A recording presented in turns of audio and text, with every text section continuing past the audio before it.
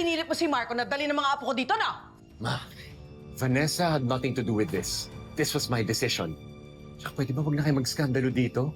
Paalis na rin naman kami. Talagang aalis kayo dahil hinding-hindi ko hahayaan na madungisan ang isip ng mga apo ko sa impyernong ito. Ang kapal din talaga ng mukha mo, no?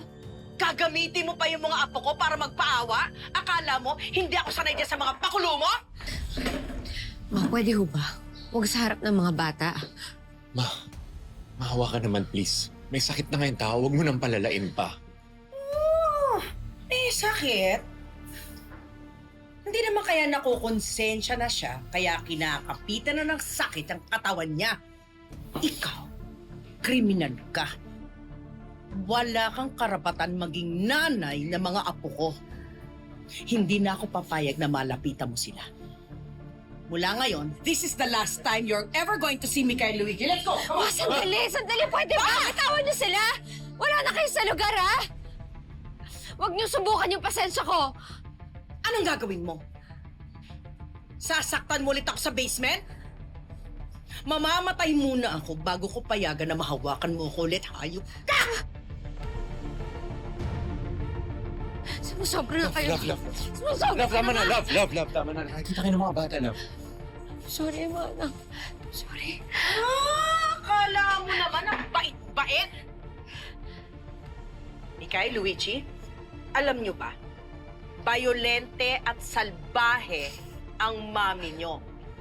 Bad influence siya sa inyo. Ma, ano ba? Hindi pa talaga kayo titigil? Ikaw ang dapat tumigil, Marco. Tigilan mo ng pagpapauto sa babaeng yan. Kinidnap na nga, tinorture sarili mong ina. Tinatanggap mo pa rin siya? Mikay, Luigi, let's go. Come on. Anak! Ma'am. Mikay, Luigi! Love. Ako nang bahala. Ako nang bahala sa kanila, ha? Ako sabi ko si Mama, I'm sorry sa ginawa ni Mama sa'yo. Sorry, love. Ako sabi ko si Mama, ha? I'm sorry, baby.